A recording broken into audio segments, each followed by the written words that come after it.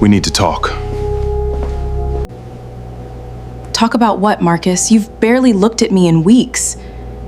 I can't keep doing this. You don't understand the pressure I'm under. Then let me understand it. Talk to me. I need you gone by morning. This isn't working anymore. Marcus, there's something I need to tell you. She turns and walks away into the dark. No dialogue, just the sound of the lock clicking. Imani Brooks remembers the exact words her husband said to her on the night he threw her out of their home point 10 years later. She could still recite them word for word. She was 26 years old, 5 months pregnant with their first child. Standing on the front steps of a house she had helped him build from absolutely nothing. Watching him close the door in her face, he did not know she was pregnant. She had been waiting 3 days for the right moment to tell him. The right moment never came. What he said instead, standing in the doorway with his jaw set and his eyes refusing to meet hers, was this: "I need you gone by morning. This isn't working anymore." 11 words. That's all it took to end 7 years of marriage. 7 years of a woman believing in a man before the rest of the world ever did. This is the story of Marcus Caldwell, a man who built an empire, and a woman he discarded to do it. That, if you stay until the end of this video, you'll understand exactly why this story does not end here. Before we go any further, hit that subscribe button, because this is part 1 of a story I am telling in 2 parts, and I need you here for what happens next. Like this video? Share it with someone who needs reminding that the truth always finds its way home, no matter how long it takes. And drop a comment below. Tell me the time and where in the world you're watching from, because what you're about to hear begins with a young couple who had nothing but each other, and end with a 9-year-old boy collapsing on a school floor, 9 years and 1 secret away from the father who doesn't know he exists. To understand what Marcus Caldwell threw away, you have to understand what Imani gave him first. They met when Marcus was 26 years old, working 3 jobs and sleeping 4 hours a night while he tried to get a real estate investment idea off the ground. He had no capital, no credibility. No one in the banking world would return his calls. Imani was 23, working as a paralegal, saving toward her own dream of going back to school for nursing. She met Marcus at a community fundraiser, and she would tell people later that what drew her to him wasn't his confidence. It was the way he talked about his vision like it already existed. Like he could see it so clearly that he just needed someone else to see it too. She was the first person who did. They married 18 months later in a small ceremony with folding chairs and a borrowed sound system. Imani put her nursing school savings, $11,000 she had built over 4 years, directly into Marcus's first real estate deal. She told her mother it was the best investment she would ever make. She was right in a way she could not have predicted. Over the next 6 years, Marcus Caldwell built something real. A single renovated duplex became 4 properties. Became a property management company. The property management company became Caldwell Holdings, a name that, by year 6 of their marriage, was starting to appear in regional business publications. Imani worked beside him through every bit of it. She did his books before he could afford an accountant. She answered phones before he could afford a receptionist. She believed in him on the nights he didn't believe in himself, which, in the early years, were many be why their 7th year of marriage, Caldwell Holdings was worth an estimated $40 million on paper. Marcus had transformed from a man nobody would loan money to into a man banks were calling.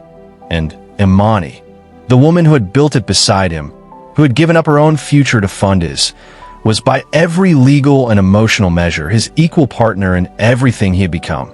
What neither of them knew yet was that the empire they had built together was about to nearly collapse, and that the way Marcus chose to save it would cost Imani everything. In the 7th year of Caldwell Holdings, Marcus made the single largest acquisition of his career, a sprawling mixed-use development on the edge of downtown, financed almost entirely through short-term debt. He was confident he could refinance within 18 months. He could not refinance it.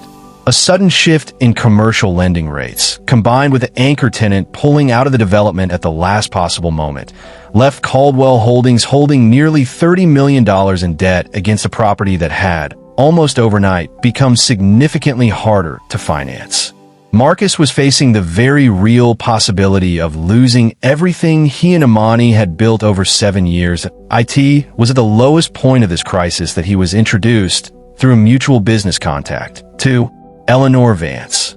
Eleanor was 41 years old, the managing partner of a private equity firm with a reputation for finding distressed assets and turning them profitable. She was sharp, composed, and, Marcus would admit to himself later, magnetic in a way that had nothing to do with romance, at least not at first.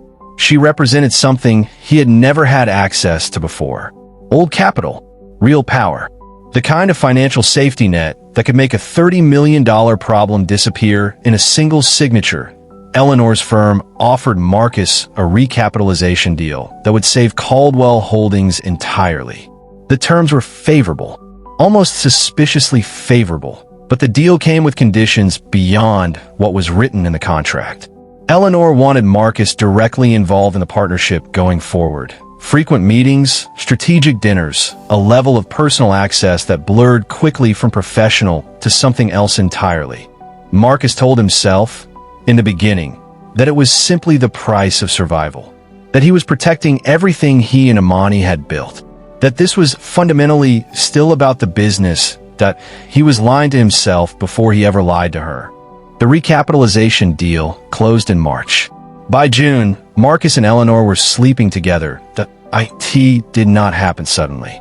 It happened the way these things almost always happen, gradually through proximity, through long nights working through financial restructuring documents that started requiring less and less actual financial discussion. Marcus told himself it meant nothing. That it was separate from his marriage, contained, controllable. He told himself this even as he started staying later at the office, even as he started taking calls in another room, even as the distance between him and Imani widened in ways she could feel before she could name. Imani noticed the change first as a kind of low static, a feeling more than a fact. Marcus came home later. He was present, but not really present. When she asked him directly if everything was all right with the business, he told her yes, everything was fine. The deal had saved them. She didn't need to worry. She wanted to believe him. She had spent 7 years believing in him. It did not occur to her, not seriously, that the thing she should have been worried about wasn't the business at all. By August, 5 months into the affair, Imani had started feeling unusually tired, nauseous in the mornings. She told herself it was stress. The kind of low hum of anxiety that came from sensing something was wrong in her marriage without being able to point to what had in September. She found out it was not stress. She was pregnant. Imani found out she was pregnant on a Tuesday morning. She sat in her car outside the doctor's office for 40 minutes before she could drive home, crying, not from fear, but from a kind of overwhelming, complicated joy. She had wanted this for years. She had wanted this with Marcus specifically, the man she had believed in since he had nothing. She decided she would tell him that weekend. She wanted it to be right. She bought a small gift, a pair of baby shoes, and planned to give them to him over dinner. She never got the chance on Thursday evening, 3 days before she planned to tell him. Marcus came home distracted and agitated. Eleanor had pushed that week for him to make their arrangement more permanent, to formalize the partnership in a way that would require him to be in New York for extended periods, away from Imani for months at a time. The pressure of maintaining 2 lives, the guilt he had been suppressing for months, had reached a breaking point inside him that he did not tell Imani any of this. What he did instead was pick a fight over something trivial, a comment she made about a dinner reservation, and let months of unspoken guilt pour out of him in the worst possible direction. He accused her of not understanding the pressure he was under, of being an anchor instead of a partner. Things he did not fully believe, said in a moment of panic by a man drowning in his own deception, looking for anywhere to put the weight down. Imani, blindsided and hurt, tried to defuse it. She told him she had something important to tell him, something good, something that could remind them both of what mattered. He did not let her finish the sentence that he told her he needed space, that he needed her gone, that this, gesturing at the marriage, at the life they had built, wasn't working anymore. She stood in the doorway in shock, the small gift box with the baby shoes still upstairs in her dresser drawer, and she understood, in that moment, that telling him now would not save anything. A man saying these words to her was not a man ready to hear that she was carrying his child. She left that night. She did not tell him she was pregnant. She would carry that secret alone for the next 9 years. Imani had no immediate family nearby. Her mother had passed 3 years earlier, and her only sibling lived overseas. The friends she had were almost entirely people she and Marcus had built relationships with together. In the days following that night, she discovered how quickly those relationships dissolved when she was no longer part of a couple anyone wanted to maintain ties with. She had given up her career to support Marcus's. She had no savings in her own name. Everything had gone into Caldwell Holdings years earlier. She spent 2 weeks in a budget motel before the money ran out entirely. She spent her 3rd month of pregnancy in a women's shelter on the east side of the city. She gave birth alone in April, 14 months after that night on the doorstep. A nurse held her hand because there was no one else in the room. She named her son Malik. The years that followed were not easy. Imani worked 2 jobs through Malik's infancy: a daytime position at a medical billing office and night shifts at a 24-hour pharmacy. She finished her long-delayed nursing certification through night classes when Malik was 4, working towards something stable for the both of them. She never once reached out to Marcus.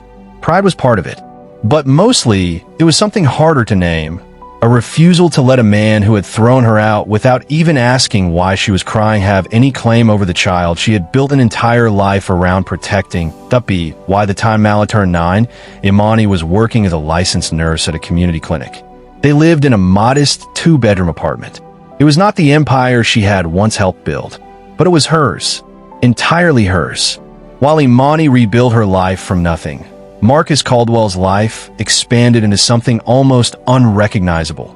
Caldwell Holdings, fully recapitalized and aggressively expanded under Eleanor Vance's strategic direction, grew into a real estate and private equity conglomerate worth, by conservative estimate, over $600 million within 5 years.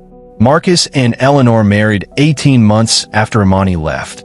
A private ceremony at a coastal estate, written up in 2 regional business journals as a power union between real estate and capital. Marcus did not speak of Imani. Not to colleagues, not to new acquaintances, not, eventually, even to himself in any meaningful way. The version of his life that included her became something he filed away, not painful enough to revisit, not significant enough, in his own retelling, to dwell on. He had built an empire. He told himself, when he thought of it at all, that the ending of his first marriage had simply been a necessary cost of becoming who he was always meant to become. He did not know he had a son. He did not know that 9 years after that night on the doorstep, the boy who carried his jawline and his exact shade of deep brown eyes was about to collapse on the floor of his 4th grade classroom, 3 miles away from a boardroom where his biological father was, at that exact moment, closing a $400 million acquisition. It happened on a Tuesday morning during a spelling test. Malik Brooks, 9 years old, had complained of a headache that morning before school. Imani, rushing to get him out the door before her own early shift, had given him children's pain medication and told him to let the school nurse know if it got worse. At 10:42 a.m., Malik collapsed at his desk. His teacher would later describe it as sudden. No warning beyond the headache, no visible cause. He was unconscious for nearly 90 seconds before paramedics, called immediately by the school nurse, arrived. Imani received the call at the clinic where she worked. She does not remember the drive to the hospital. She remembers running through the emergency room doors and a nurse, a colleague she recognized from a continuing education course, physically catching her by the shoulders to stop her from running past the check-in desk. That'd be why the time Imani was allowed into the room. Malik was conscious again, frightened but stable, hooked to monitors that beeped in a rhythm. Imani, as a nurse herself, understood far better than she wanted to. The attending physician asked to speak with her privately. What he told her, in a small consultation room with a box of tissues he placed pointedly on the table between them, was that the preliminary scans showed something concerning, something that required immediate further testing. Something that, depending on what those tests revealed, could require a surgical intervention that the hospital specialists were not equipped to perform, a procedure that The doctor said carefully, watching her face, would likely need to happen at a specialized children's cardiac center, and would likely cost more than Imani's entire annual salary. Imani sat in that small room, holding paperwork she could not begin to know how to pay for, looking at numbers that might as well have been written in a language she didn't speak. 9 years of building a life from absolutely nothing. 9 years of never once asking for help from the man who had thrown her into the street while she carried his child. And in that moment, for the first time in 9 years, one single, unbearable thought surfaced in Imani Brooks's mind. She thought of Marcus.